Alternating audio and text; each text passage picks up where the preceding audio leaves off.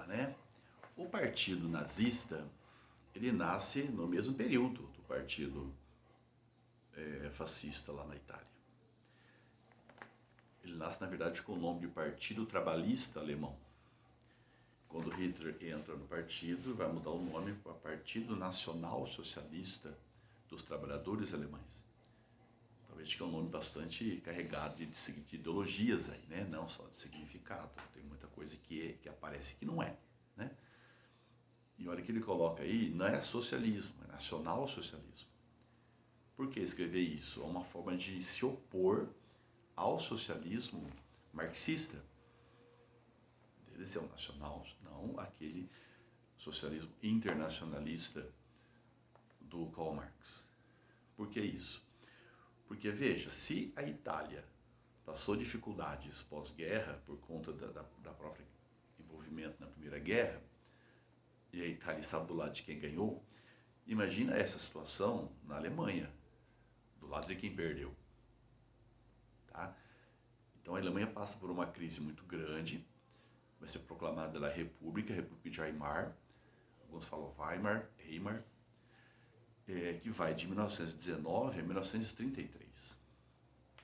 Então, no imediato pós-guerra aí, vai acontecer na Alemanha uma tentativa de revolução socialista, nos moldes daquela que aconteceu na Rússia, dos bolcheviques. Aqui, liderada, né, conduzida aí organizada, né, pelo partido espartaquista. Destaque para a presença aqui da Rosa Luxemburgo. E não deu certo. Então, o Partido Nacional Socialista, que vai na junção, lembrar a palavra nazi, nazismo, tá? De extrema direita. Então, a República de Weimar, 1919 e 1933. Então, em 1933, quando Hitler toma o poder, ou assume o poder, aí acaba com esta república, que não estava conseguindo resolver os problemas também, crise política, crise econômica e crise moral. Tá? Além de perder a guerra, né, um dos fatores que fazia com que os alemães estivessem ruins, que era que o partido nazista, né, fazia questão de mostrar que a Alemanha estava ruim, eram os tratados de guerra. Então aqui isso aí, o Tratado de Versalhes, que colocou a culpa na Alemanha, é uma questão moral. Tá? Já falamos, né, a guerra é ruim de qualquer lado, mas ainda é pior para quem perde. Tá? Além disso, tem os pontos do tratado. Então, indenização, perder território, tudo isso vai atingindo não só a questão moral, mas a questão mesmo econômica. Vai entrar numa crise, tá? Não poder ter um exército, ou não poder ter o exército que gostaria de ter. Tá? Então, tudo isso aí vai fortalecendo, mesmo que o Partido Espartaquista aqui perdeu.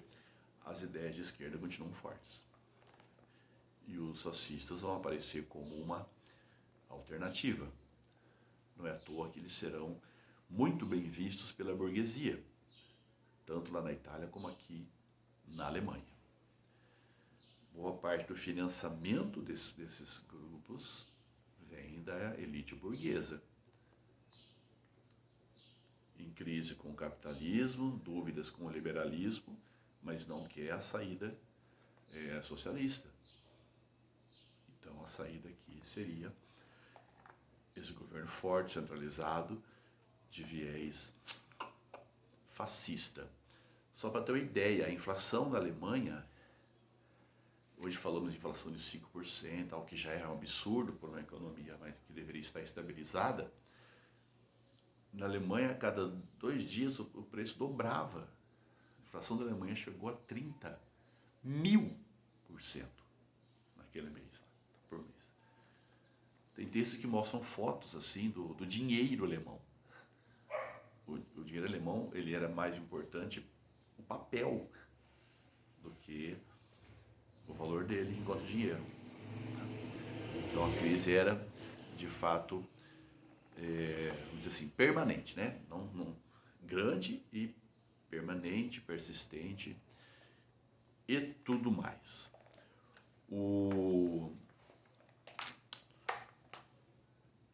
Lembra que eu falei que os italianos do Mussolini vão fazer a marcha sobre Roma em 1922?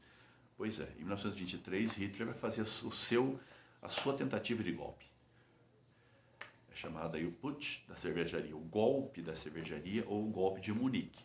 Ele tenta tomar o poder, não consegue e acaba sendo detido. Preso, né? Aí fica numa cela ali, numa casa praticamente. E ele vai, enquanto detido aí, escrever o livro lá, ó, Minha Luta, tá?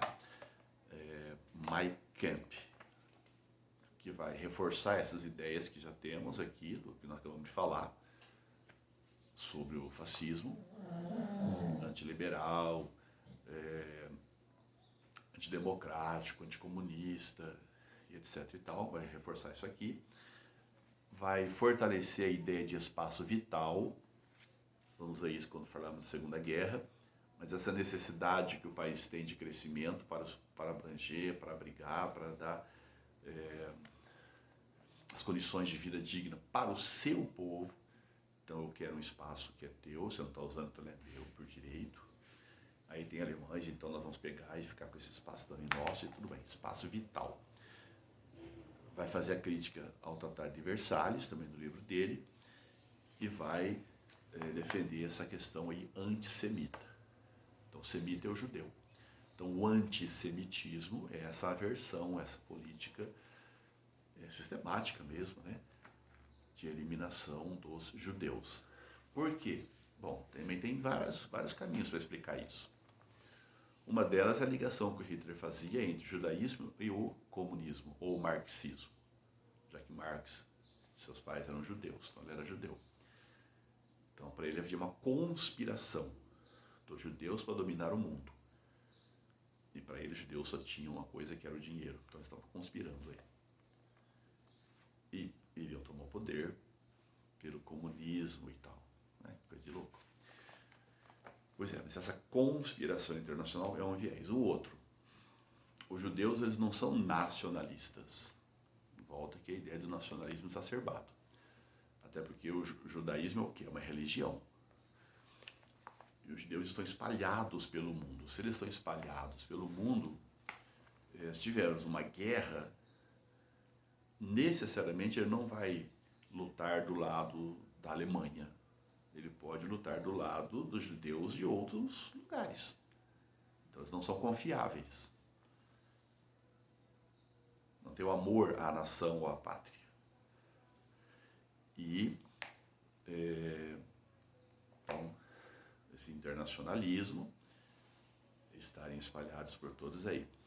E depois a ideia da raça pura, né, que os nazistas defendiam. Misturar com o sangue judeu faria com cada vez mais que o alemão fosse mestiço e como tal inferior. Então tudo isso vai fazer essa campanha muito forte. Na verdade, Hitler está procurando aí um inimigo, né? Inclusive você pode achar um inimigo interno, no qual você se une contra ele e tal. Fortalece algumas posições, ideias e tudo mais. Bom, mas ele, né, em 25 ele sai da cadeia, mas quando ele sai da cadeia, a Alemanha já está se recuperando, a economia já não estava daquele jeito, né? Então há um refluxo, há uma retração. Mas vem a crise de 29, afunda de novo. E a crise de 29 fortalece as ideias do nazifascismo. E um avião passando. Fortalece as ideias do nazifascismo, como também fortaleceu as ideias do socialismo, porque eles não vão entrar na crise, né? Vão escapar da crise lá no governo soviético. Tá? Vale destacar também a importância aqui do crescimento do nazismo. Então a crise de 29 fortalece isso. Lembra que eu falei da questão do simbolismo? Muito forte aqui. Hitler vai investir muito na questão da propaganda quando toma o poder, vai ter o Ministério da Propaganda, esse investimento no culto, né, da pessoa, tá, que vai ser uma das características do totalitarismo, que vamos ver daqui a pouquinho. Então, o apoio da burguesia diante dessa nova realidade, que foi a crise de 29, a importância da propaganda e a repressão. Os nazistas vão ter praticamente grupos armados, milícia praticamente. As SA, que é as forças de combate, né, de ataque, as SS, a Gestapo. Então você tem, de um lado, um convencimento, que é a questão da propaganda, e do outro lado, a repressão. Você aprende de um jeito e do outro. Então, diante dessa força que eles estão demonstrando e da crise que não é resolvida, Hitler acaba sendo também convidado a ocupar o cargo de chanceler, presidente em 1932, presidente Hindenburg convida Hitler, e aí em 1933, já no comecinho de janeiro, ele assume como chanceler da Alemanha, toma posse em 33. E olha só, janeiro. Já em fevereiro tem um fato marcante, que é o incêndio do Reichstag, ou seja, o incêndio do parlamento. E esse incêndio vai ser atribuído aos comunistas, mesmo sem prova nenhuma. Na verdade, o que se fala é que foi o próprio Hitler que mandou colocar fogo lá. Mas por quê? Porque com isso ele vai eliminar, né? Quer dizer, aqueles socialistas ou comunistas que estavam no parlamento, que eles eram políticos, né? Tinham deputados lá, perdem todos os mandatos. E aí você começa a perseguir aqueles que são socialistas ou comunistas, ou aqueles que são oposição ao nazismo. Então você está tirando aí todos aqueles que questionariam alguma coisa. Então a primeira coisa é esse incêndio, que ele vai usar como uma forma de eliminar os opositores. Em 33 ele entrou. Em 34, o presidente Hindenburg morre e ele vai acumular os dois cargos. Ele vai ser tanto chanceler como o presidente. Então veja, nós já estamos numa ditadura. E sem partidos políticos. Também em 34 não temos mais pluripartidarismo. Temos um partido. Assim como na Itália. Partido único, que deve ser o partido de todos.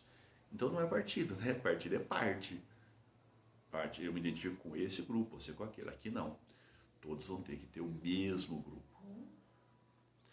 Para eles isso é fortalecimento. Tá? Vamos parar aqui porque o cachorro está